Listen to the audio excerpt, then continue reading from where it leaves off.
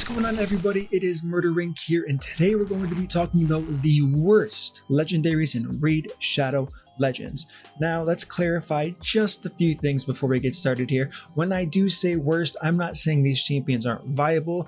In fact, if you took all of the legendaries that I'm going to show in front of you today, put them on an account, you would be able to clear tons and tons of content. So don't look at this and say, okay, I'm just going to use this guy as 5-star food. That's not the point here. The point is, everyone knows, or most of you, hopefully, I hope, knows what it feels like to pull a legendary.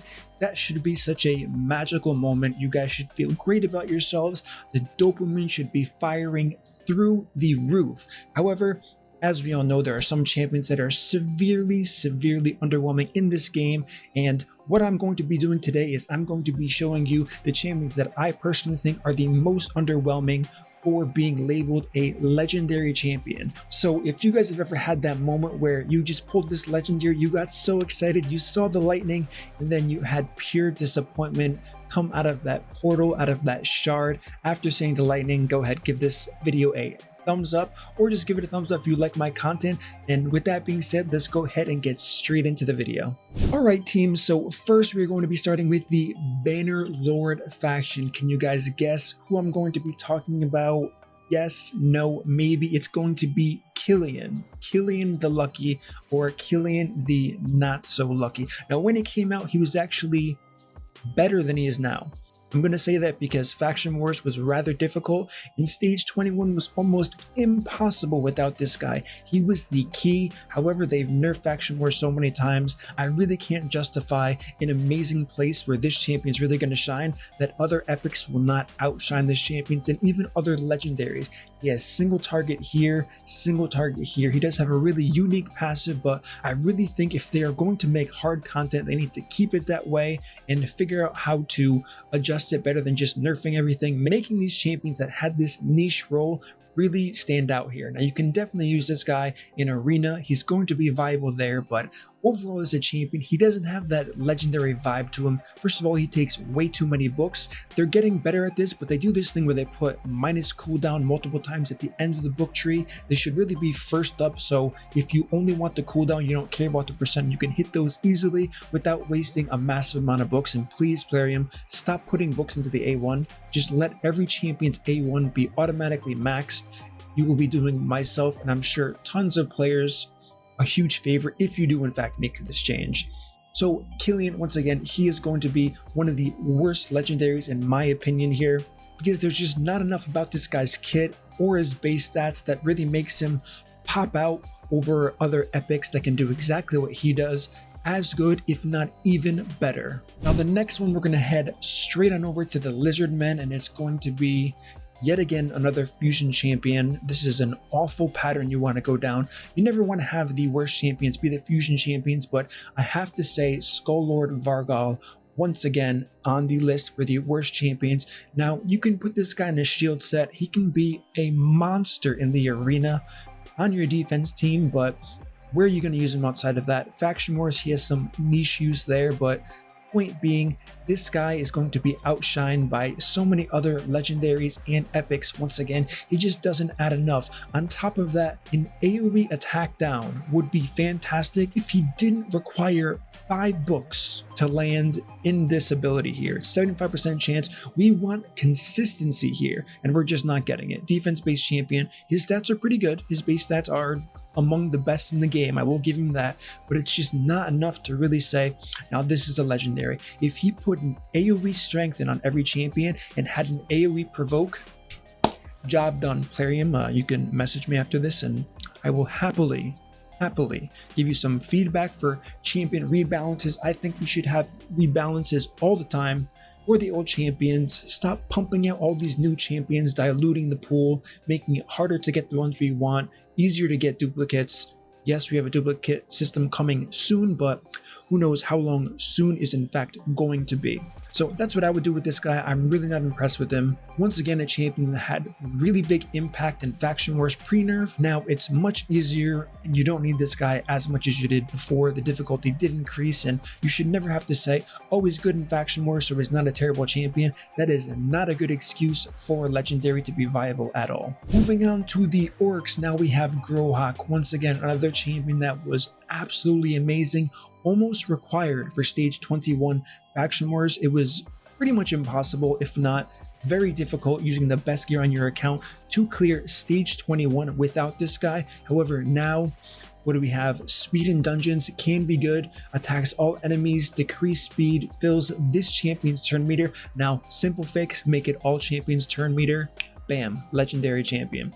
A1 here, attack 2 times at random. Everyone already knows, and I've stressed this so many times, I hate at random skills. Finally, the A3, which was the kind of key point to his kit when he did first come out, and we saw this for Faction Wars, attacks 1 enemy, steals the target's turn meter. This is brilliant. Once again, if you made this 2 targets, 3 targets, this would be worthy of a legendary, hands down, for sure. And to another point, his base stats aren't really that impressive. So if he had an OP kit and his base stats weren't that good, no one would really care. But the fact that it's so mediocre on both ends, I really can't justify it, which is why I'm adding Growhack the Bloodied to this kit. But let's be honest, this guy does look pretty cool. In the next champion, once again in the orc faction, we have the one, the only Teela Gourmet. I made a video on her. I'm pretty sure I titled the video, I made the worst champion in the game work, and I'm gonna stand by that. Attacks 1 enemy, steals 1 random buff. Maybe all buffs would have been really cool with 100% chance, as we can see here. Attacks 1 enemy, places HP burn, places a 15% continuous heal on all allies. If it's a crit, that's not terrible, but I don't know. If it was an AoE HP burn, no one would be saying a word, trust me. Moving on to the A3, attacks all enemies, placing a leech, heal reduction. How often are you guys using heal reduction? I'm asking, comment below, let me know. How often are you guys, as the players, using AoE heal reduction skill? I can see how good it is. I can see if it was a added bonus like Mashald. Hey, Mashald has heal reduction. He's such a good champion. He has increased speed, extra turn, leech, hard hitting, all of these really cool things. True fear. What does Teela have? A really sweet black sword that's dripping. That's what Teela has. Base speed, nothing to talk about here. Pretty decent base HP. Pretty decent base defense, but outside of that, can't justify it. So once again, one of the worst champions here. All right, guys, now we're moving to the Dark Elf faction. And yes, we're going to be talking about Astrolith. This one stings. This one really does hurt. It hits kind of deep.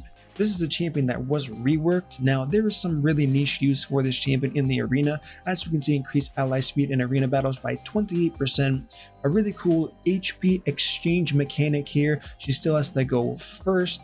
Places 2 bomb debuffs that detonate after 1 turn, cannot be resistant, so there's no need for accuracy. Honestly, we all knew how bad she was before this. We saw the rework. No one was really excited about it. There are a few meme strategies you can use with Astrolith that can be pretty good. Bombs do work rather well with the reaction meta currently. However, I cannot justify this champion as a legendary with such a niche use. And how many Astroliths do you guys see in the arena?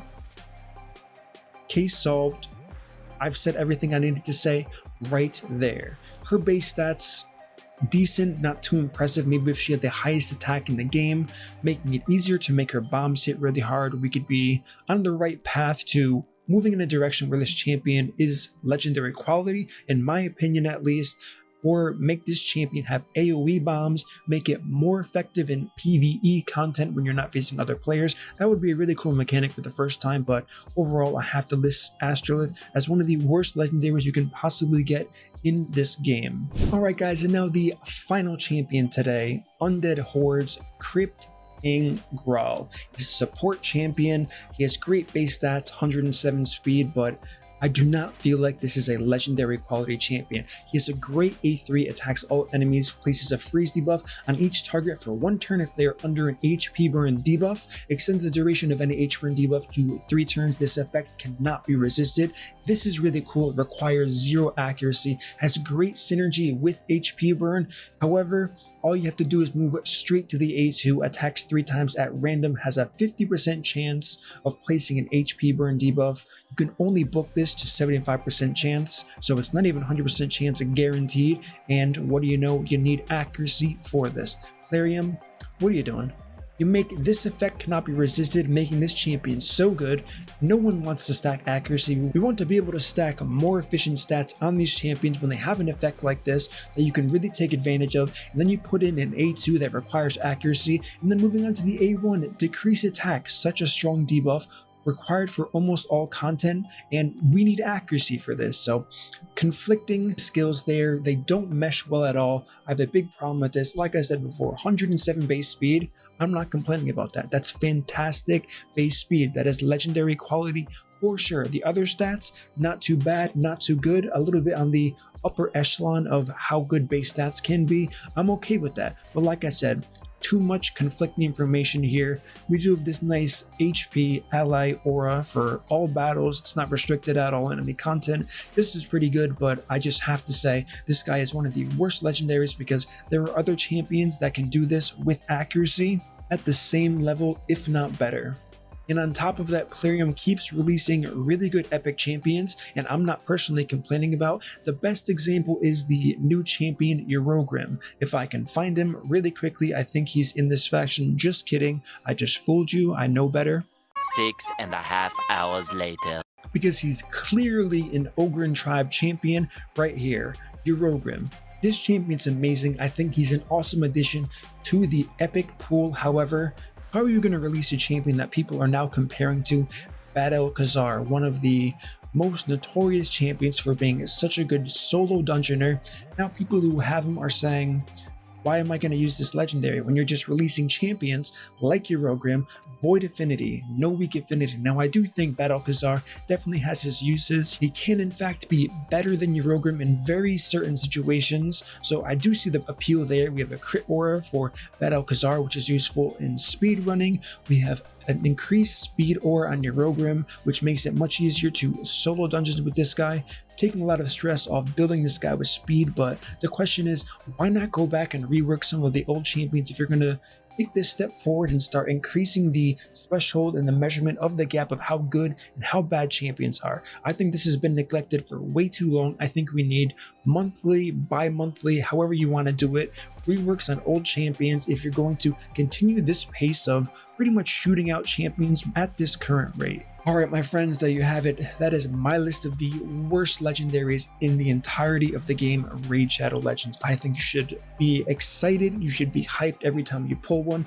I don't think that's the case. I'm pretty sure 99.99% of you will agree with me that some of them are just way too underwhelming. Leave me a comment. Who did I miss? Who do you guys think are absolutely terrible that I should have mentioned here today? I can think of a few that I were on the fence on. I'm pretty sure I'm going to see a lot of comments about that. Don't forget, if you enjoy this content, like this video, subscribe, turn on that notification bell so you don't miss my next video, and I will see you all in the next upload.